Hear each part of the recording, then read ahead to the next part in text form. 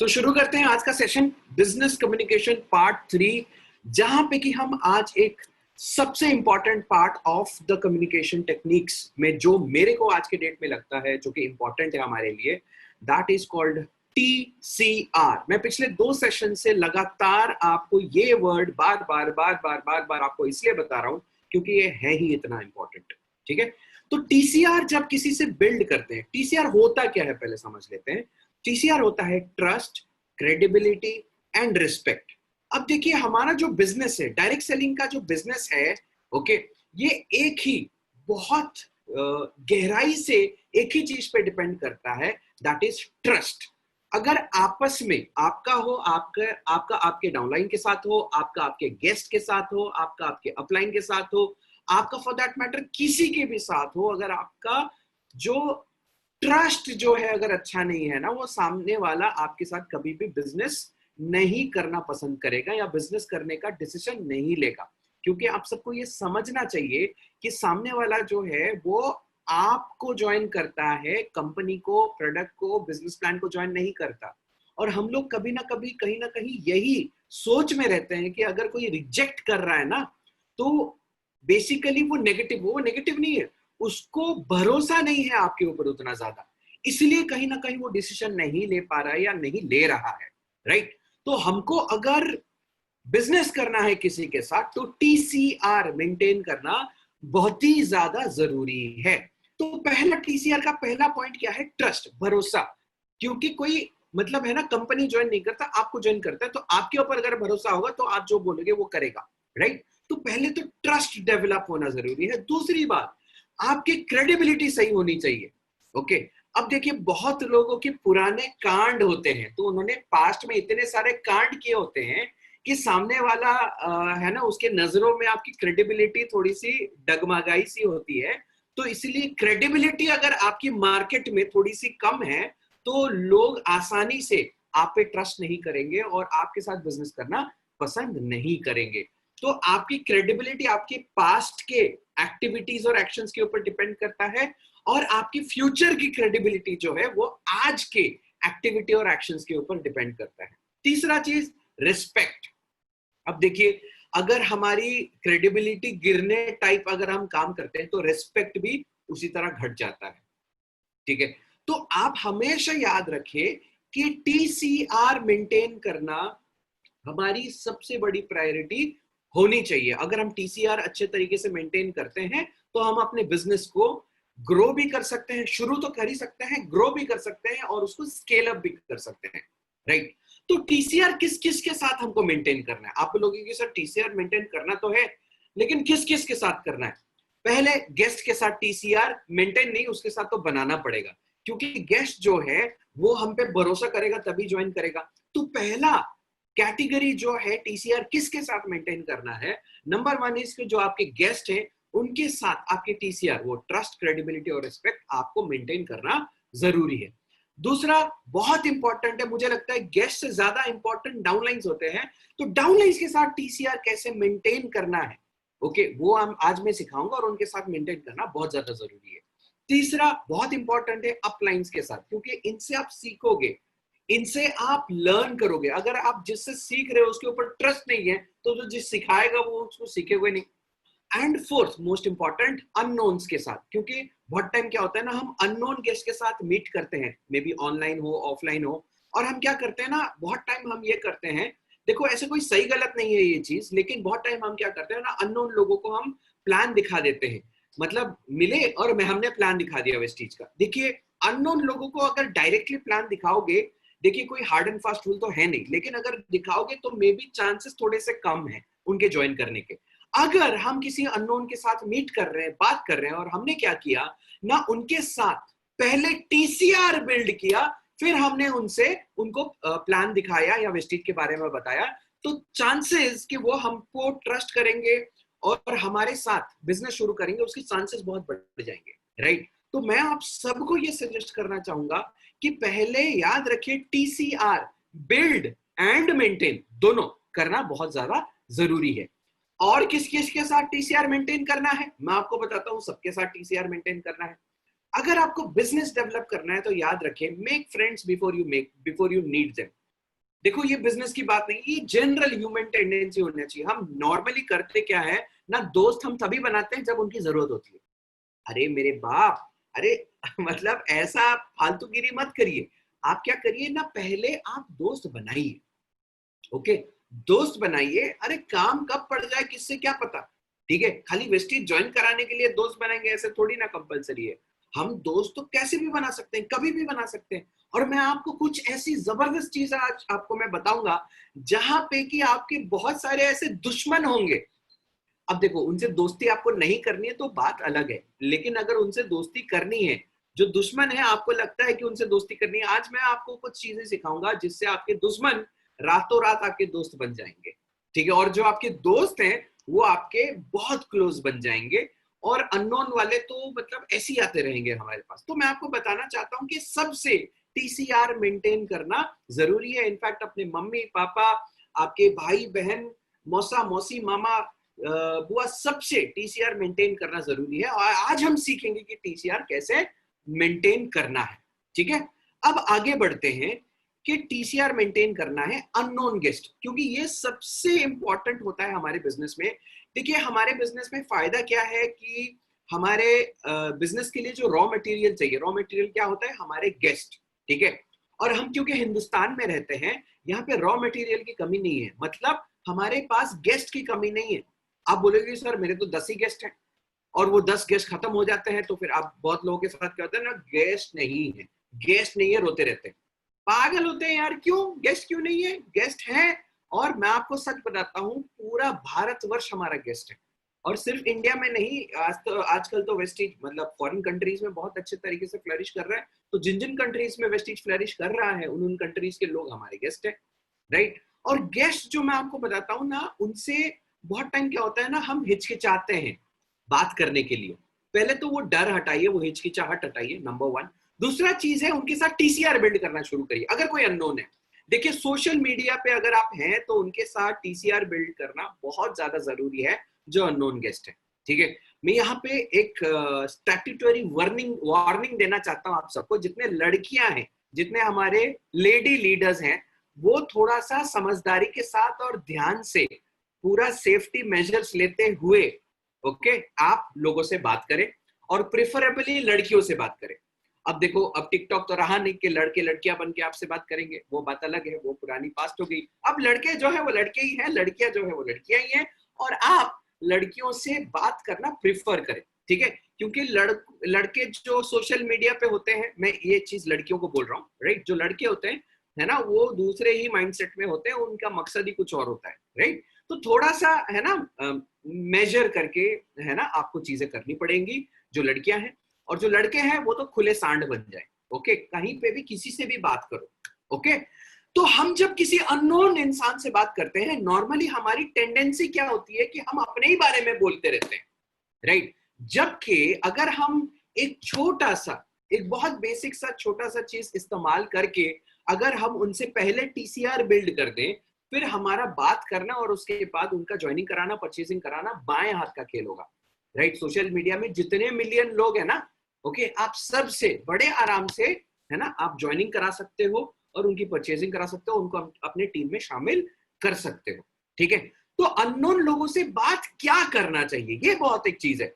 अब कोई नया इंसान मिला है, उसको उसके गर्लफ्रेंड के बारे में डायरेक्टली थोड़ी ना पूछोगे, राइट। कुछ बहुत बेसिक चीजें हैं जो मैं आज आपको सिखाऊंगा। और मैं जो ये चीज सिखाऊंगा, ये मैं थोड़ा सा अच्छा, आप सबको मेरी वीडियो दिख रही है, क्योंकि मैं कुछ हैंड गेस्चर्स करने वाला हूँ, ऐसे बोलूं, चलो ग्रेट, ठीक है।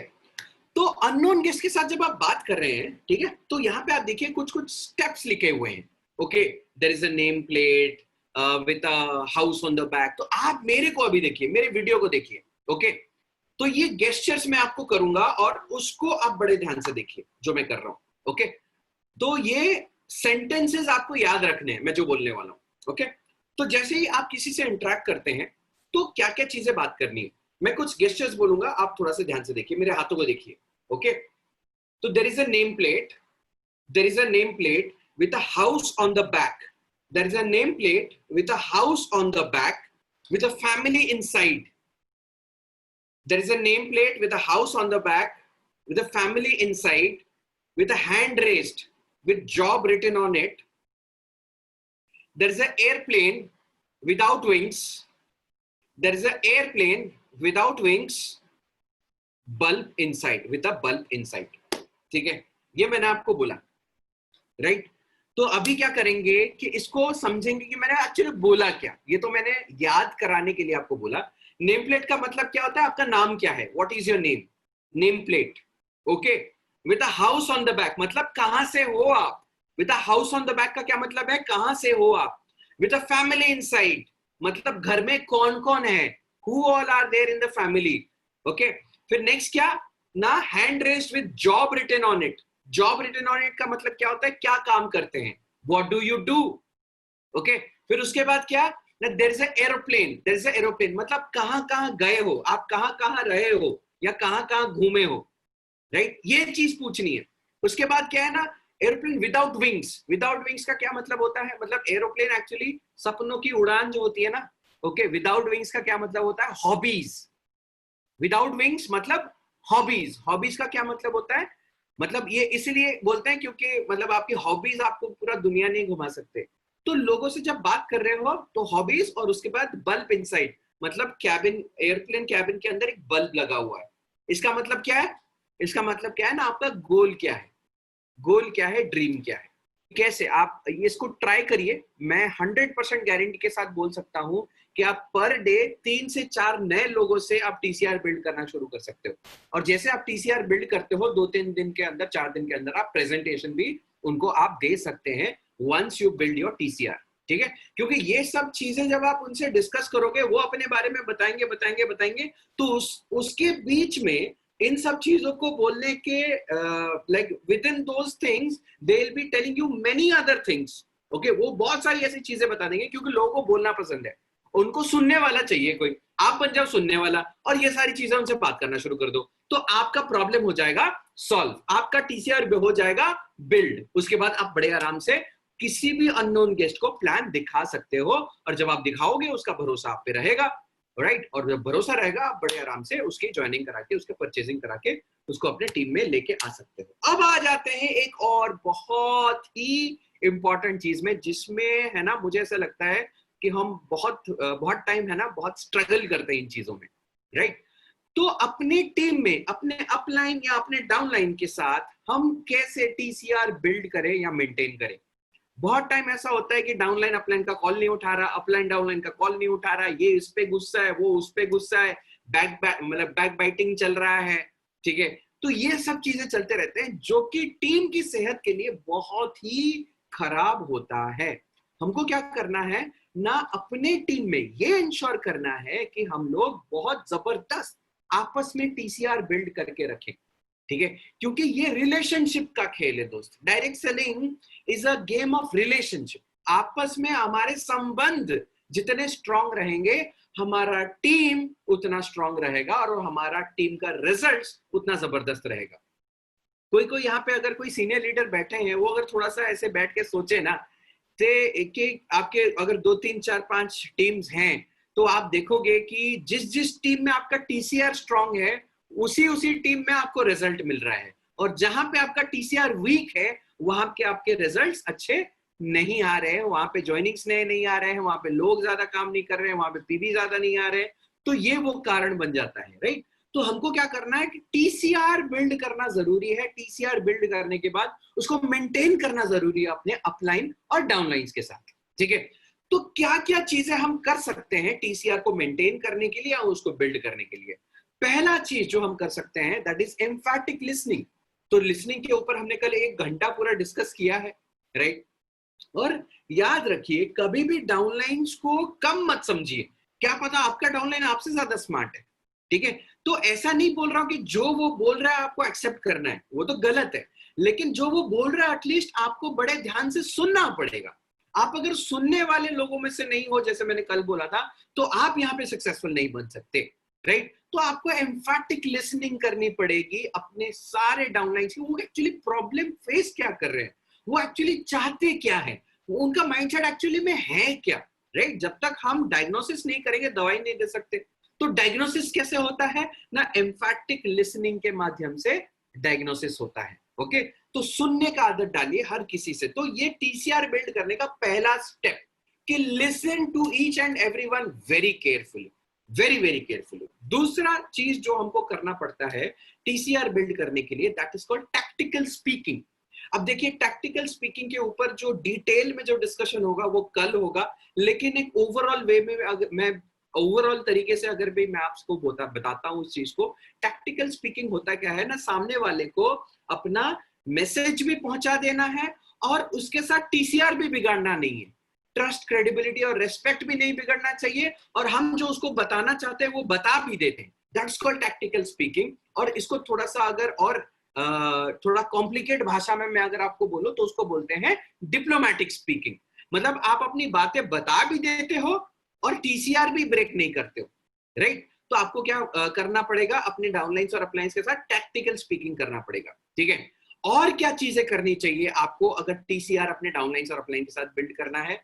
तो तीसरा पॉइंट है be one faced not double faced. बहुत सारे लीडर्स को मैं देखता हूं सामने एक बात पीछे एक बात, ठीक है? आपसे आपके मुंह के ऊपर कुछ एक बात बोलेंगे, आपकी पीठ पीछे कुछ और बोलेंगे, ठीक है? अपलाइन से कुछ बोल रहे हो फिर मन में कुछ और है, तो ये तो गलत है ना। तो इससे क्या होता है ना, जो अपलाइन का भरोसा आपके ऊपर है वो बिल्ड नहीं हो पाता। बड़े सारे अपलाइन भी सेम कांड करते हैं कि डाउनलाइंस को उनके मुंह के ऊपर कुछ चीज बोलते हैं और करते कुछ और है, ठीक है? तो उससे क्या होता है ना, डाउनलाइन का जो ट्रस्ट है अपलाइन के ऊपर वो ब्रेक होना शुरू हो जाता है।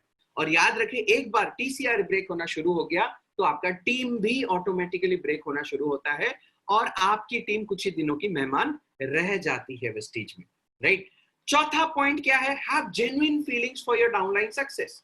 अब देखो आपका डाउनलाइन है, बहुत टाइम, देखो ऐसा आपको अभी जिनका ग्रुप छोटा है ना उनको अभी अभी समझ में नहीं आएगा, जब आपका ग्रुप बड़ा हो जाए ना तब कभी कभी ऐसा फीलिंग आएगा, अरे मेरा डाउनलाइन मेरे से बेहतर काम कर रहा है, अरे वो तो मेरे से आगे निकल गया या वो तो मेरे से आगे निकल गई, अरे मेरे को उसको रोकना पड़ेगा। तो क्या करते हैं ना, वो नेगेटिव काम करना शुरू कर देते हैं। डाउनलाइन को है ना ऐसे मोटिवेट करने के बजाय उनको बोलते हैं कि हाँ देखो करो क्या होता है, राइट? तो कभी भी डाउनलाइंस को लेके गलत फीलिंग मत रखिए, डाउनलाइंस को लेके जेन्युइन फीलिंग रखिए और हमेशा अपने अंदर से चाहें कि डाउनलाइन सक्सेसफुल बने। और मेरा ये मानना है जिस दिन आपके डाउनलाइन आपसे ज्यादा सक्सेसफुल बनेंगे उसी दिन आप सिद्ध हो जाओगे, you are the best, you are the best. Direct selling में काम ही यही है, अपने डाउनलाइन को अपने से ज्यादा सक्सेसफुल बनाओ और वही काम आप 12 लेग्स में कर दो, आपके करोड़ रुपए का चेक डन है, एकदम डन है, खत्म है, ठीक है?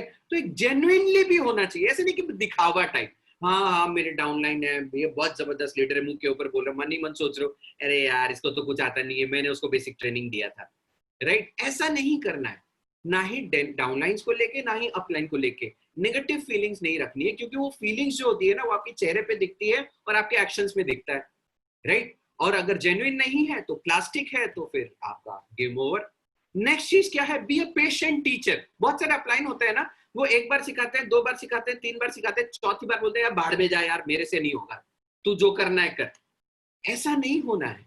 देखिए कुछ लोग जल्दी सीख जाएंगे, कुछ लोग को टाइम लगेगा, लेकिन हमारे पास पेशेंस होना चाहिए कि हम अपने डाउनलाइंस को चीजें सिखाएं, राइट? क्या पता जो जल्दी सीख रहा है वो जल्दी भूल भी जाएगा, लेकिन जो जिसको सीखने में टाइम लग रहा है वो बहुत देरी तक इस काम को करता रहेगा। और ये खेल तो कंसिस्टेंसी का ही है, राइट? जितना ज्यादा हम कंसिस्टेंट रहेंगे उतना ज्यादा हमको सक्सेस मिलेगा, राइट? तो आपको पेशेंटली सिखाना पड़ेगा। अगर एक बार ना सिखाए, एक बार सिखाते हैं नहीं सीखता है, दूसरी बार सिखाएं नहीं सीखता है, तीसरी बार, चौथी बार, पांचवी बार सिखाना पड़ेगा, आपको पेशेंटली सिखाना पड़ेगा। और तभी जाके डाउनलाइन का भरोसा आता है कि हाँ मेरा अपलाइन हमेशा मेरे साथ है, इवन तो मैं उतना केपेबल नहीं हूं, लेकिन मेरा अपलाइन के पास पेशेंस है, वो मेरे बारे में केयर करता है, वो मेरे बारे में फील करता है, तभी जाके वो मेरे को इतने है ना पेशेंस के साथ वो सिखा रहा है।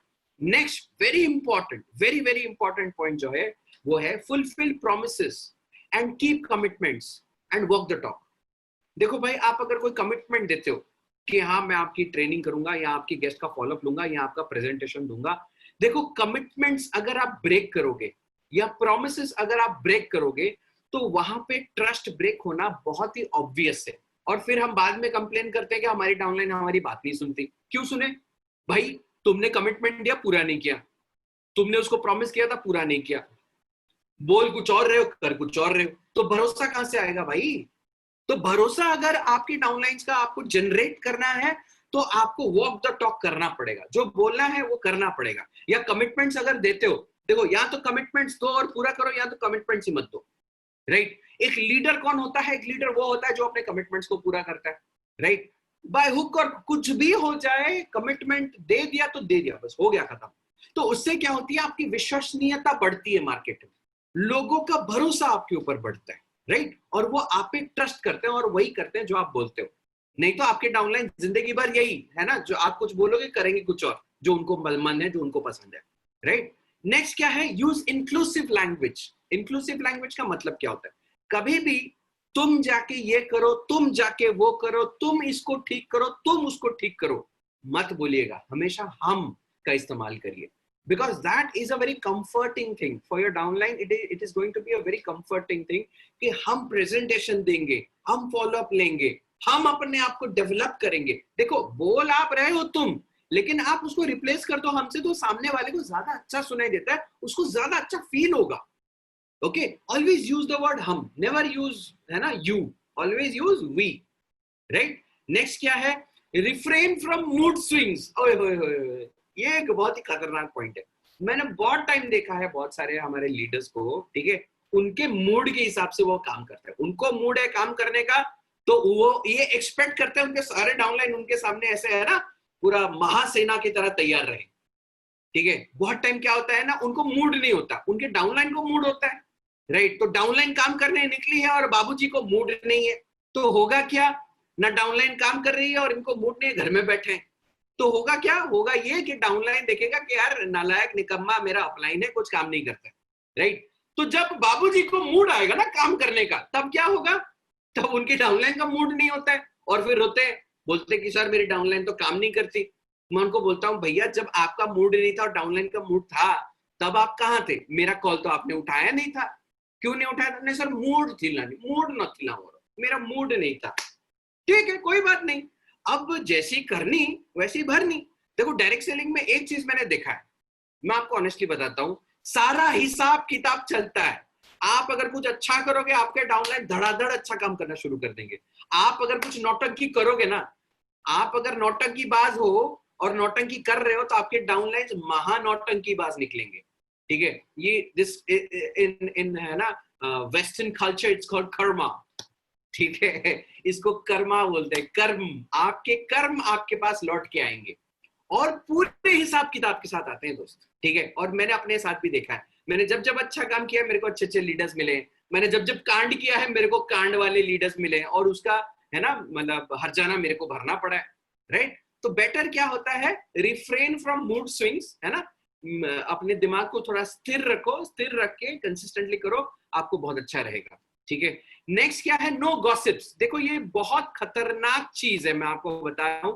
देखिए अगर आप गॉसिप वाले कल्चर में घुस गए ना, बैक बाइटिंग बैक बिचिंग वाले कल्चर में अगर घुस गए ना, मतलब देखो अक्सर ही क्या होता है ना, जो क्रॉस लाइन्स होते हैं, जो अपलाइन डाउनलाइन नहीं है उनमें थोड़ा कम रहता है, लेकिन जो अपलाइन डाउनलाइन नहीं होते हैं, कोई दूसरे टीम के होते हैं, वो जब इकट्ठा बैठते हैं, होता क्या है ना, उनके बीच बातचीत चलती है।